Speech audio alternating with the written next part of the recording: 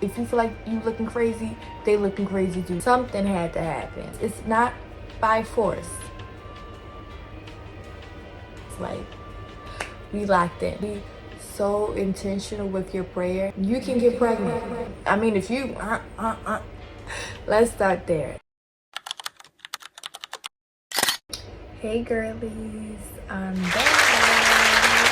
back again with another girls talk video. I seen that you guys loved the last one, so why not do it again? Today I'll be answering questions that you are afraid to ask your mom, big sister, or even friend. So I put the questions in groups. So we'll start off with the neutral type of questions and then head to the spicy part. Okay, so get your popcorn, cuddle up in your cover, and let's just vibe out, you know? Now, these are my opinions. This is the best advice that I could give you. So if you guys think opposite, then good for you. But I'm gonna give you what I feel like is best. Okay, so the first question is how to deal with getting ghosted. And disclaimer, I'm looking over here because I typed it out. I've got it ghosted before.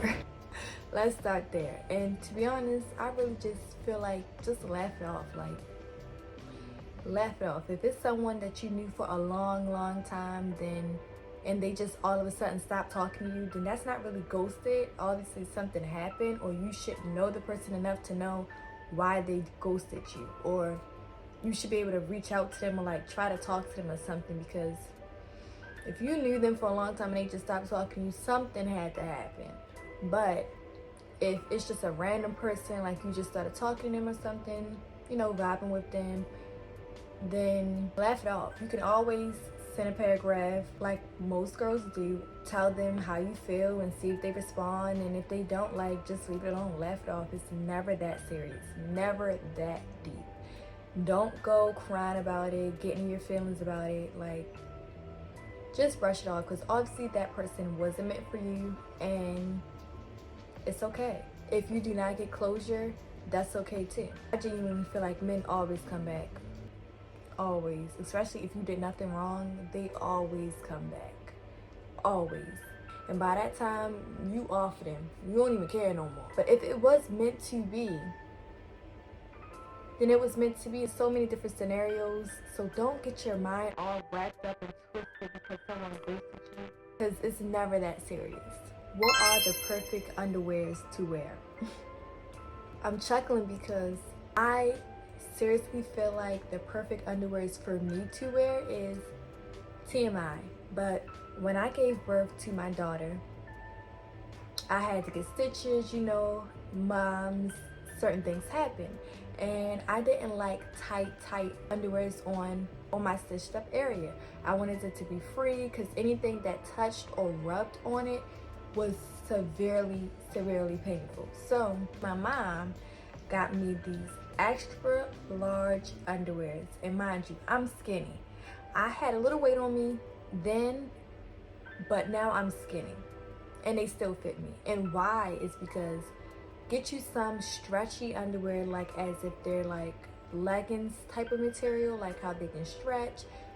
When you put them in the dryer, they shrink back. Like stretchy underwears, not cotton, Victoria's Secret, or anything like that. Not saying anything is wrong with those because they're super cute, but get you some stretchy underwear that stretch like leggings, that go right back to shape, that shrinks, if you get what I'm saying. I'll put a little clip in here to show y'all a little inspo pic, not of my panties, but an inspo pic, because I really think that those are the best underwears. They are so comfortable, they're so free, they're like not tight on you, not wedgy, not none of that. Like, I really mess with those underwears. Like, we locked in. What is the biggest red flag a guy can have? There's so many red flags, so many. But the biggest one is, I would say, if he act like he don't understand you.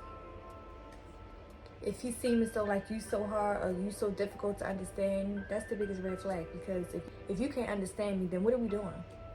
What are we doing? In small situations, you act clueless, like I'm just so odd, like you don't understand me. That is the biggest red flag. If you can't understand me, in small stuff, then you can't understand me in big stuff. And if you can't understand me in big stuff, then you can understand me in small stuff. You get what I'm saying? Like, And I'm not saying, oh, one thing happened, so like, that's just a red flag. I'm saying like, if a situation occurs and that person acts if they don't understand you or they're so confused, that is a red flag. Because what are you saying that you don't understand? Like, what are you really like? That's unacceptable. You don't understand me? Like, okay. Next question is, can you get pregnant using the pull-out method? You daggone sure can. Like, what are you saying? If you're not on birth control or using a condom and you're just risking it, you can get pregnant. The pull-out method is risky. You just never know. But just be careful. How to shave your arm and leg hair. Me personally, if you did want to use a razor, you could use shaving cream. That also helps. But as far as how to remove the hair, I would just say like use a V or a Nair. You know, that's good for body hair. And it's sensitive. But I would say as a tip for using V or Nair, as far as V, it says to only keep it on for 5 to 10 minutes, no more than 10 minutes. But I personally keep it on until I feel like the time is right. I'm not saying 20 minutes, maybe 15, but whenever I feel like the time is right. And it does not burn your skin. It does not do any of that. Now, I will say, don't do it twice. Like, if you already did it and hair didn't come off, don't try to do it again and then get the rest of the hair off. Like, at this point, pluck it or leave it there. But at this point, each and every hair, if it doesn't come off fully, is thin. V thins the hair out. So if you have a piece of hair still there, you can pluck it and it'll come off. Or like just pull it yourself and it'll break off. It shouldn't be painful at all, because V literally thins the hair out. How to get over a breakup.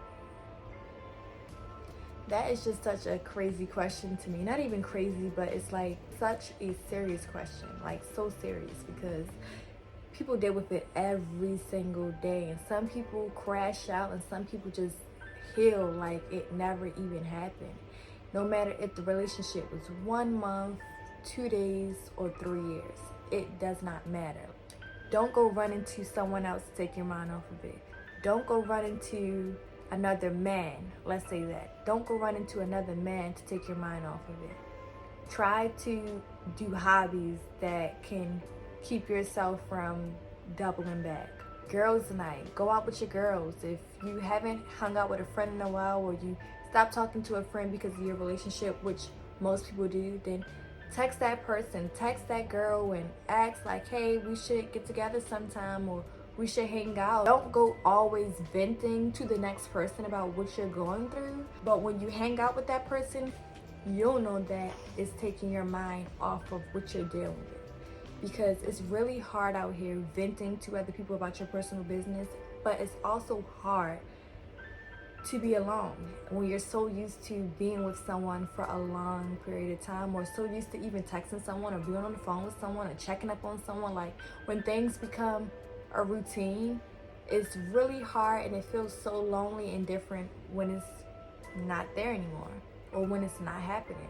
So hanging out with a girlfriend, you know, getting back in your groove. If you like to do makeup, if you like to do this or that, because most of the time you lose yourself in a relationship because you're so into that relationship that you lack on what you used to do, or you stop doing it. So do some TikToks, or try to get into new hobbies that you see. Like, you know, try something different. Go outside. Have self-care day. Do self-care time. Do your skincare. Do anything that can keep your mind off of it.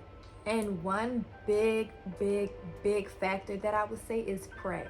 I'm not trying to be so holy and all of that, but pray. In 2025, praying has got me through so much. I became a prayer warrior, like, seriously. And be intentional with your prayer. Cry if you need to, shed a few tears. Really keep praying about the same thing. Get on your knees, close your eyes. Show God what you're going through right now. You really need him. Be so intentional with your prayer, and I promise you, God is going to hear you. He is. The next question is how to start feeling beautiful after continuously wearing makeup.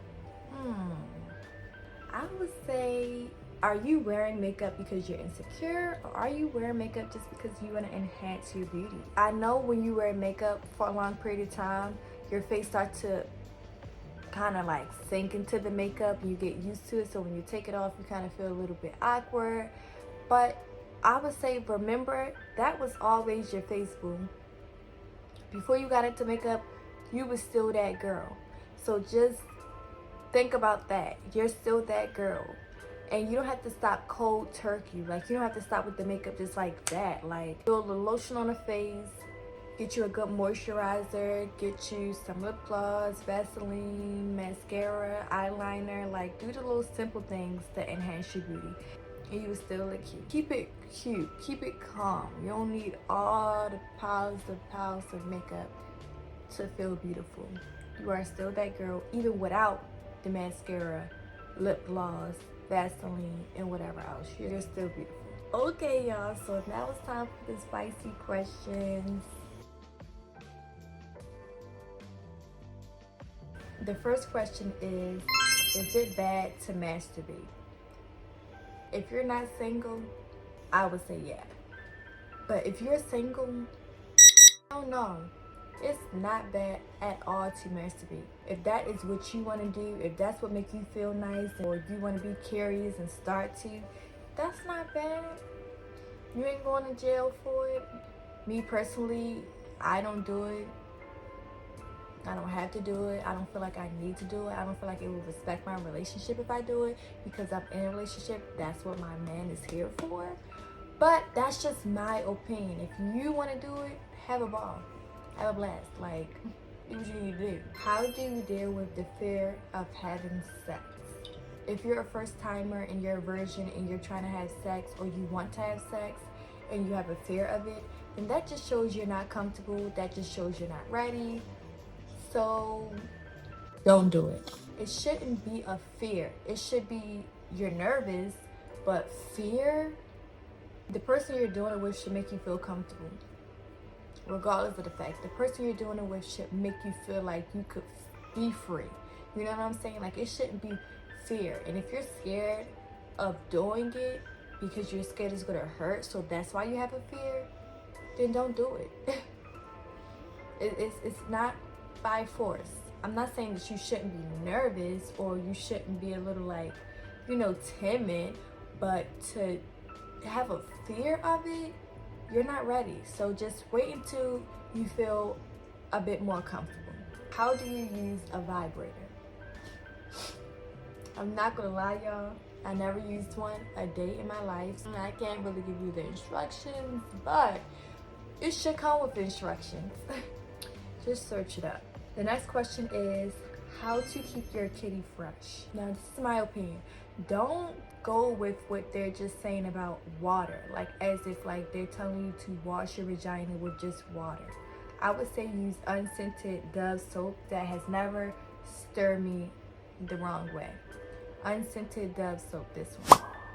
I would say use that one. Do not put it in the hole. Always wipe around on the skin. Anything that you can rub, anything that can rub on something else becomes dirty, becomes not so clean. Using that Dove soap to wash that area is perfectly fine. But do not clean inside the hole, because your vagina cleans itself. It doesn't need anything. How to not think you look crazy doing sex? To be honest, you don't look crazy at all. Never. And why? Is because if you're feeling good and you're feeling in the moment, that's what men like. Or if you're with a female, that's what they like. They like to see that you're enjoying it. They like to see that you're loving what's going on. So if you're making crazy faces, it's not necessarily crazy. It's just showing that like you're enjoying it. I'm not saying like, I mean, if you like doing all that, then I don't know. Like, I mean, you need to calm down. But as far as you feeling like you look crazy, just think like, oh yeah, like I'm enjoying it. He loving what's going on. And most of the time, if you feel like you looking crazy, they looking crazy too. They making crazy faces too because they're enjoying it. That's how it should be. Okay, but that's it for this video. I really hope that I was able to touch on some questions that you guys really was curious about or just genuinely just wanted to know. Don't forget to like this video and subscribe, and comment down below some questions or like some video ideas that you guys would like to see me do more often. But until then, bye. Love you guys.